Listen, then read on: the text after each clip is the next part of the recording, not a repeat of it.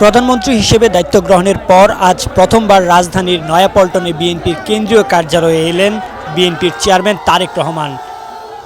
এবং তিনি এসেই নেতাকর্মীদের হাত নেড়ে সাড়া দিচ্ছেন। সময়ের আগে থেকেই ছাত্রদলের নেতাকর্মীরা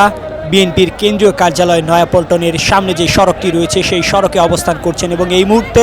বিএনপির চেয়ারম্যান তারেক রহমান তিনি নয়াপল্টন কেন্দ্রীয় কার্যালয়ের সামনে আসছেন এবং চারপাশে বিএনপির নেতাকর্মী এবং ছাত্রদলের নেতাকর্মীদের যেই স্লোগান এবং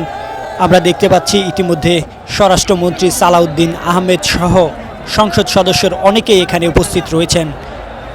কেন্দ্রীয় কার্যালয়ে নয়াপল্টনে আমরা লক্ষ্য করছি আইন শৃঙ্খলা রক্ষাকারী বাহিনী তারা সতর্ক অবস্থানে রয়েছে। প্রিয় দর্শক, আপনাদের জানিয়ে রাখি, প্রধানমন্ত্রী হওয়ার পর এই প্রথমবার বিএনপির কেন্দ্রীয় কার্যালয়ে এসেছেন বিএনপির চেয়ারম্যান তারেক রহমান এবং তাকে ঘিরেই আমরা দেখতে পাচ্ছি ছাত্রদলের নেতাকর্মীদের যেই অবস্থান এবং তাদের মুখে দলীয় স্লোগান এবং নেতাকে দেখেই তাদের মধ্যে যে উচ্ছ্বাস সেটি লক্ষ্য করা যাচ্ছে।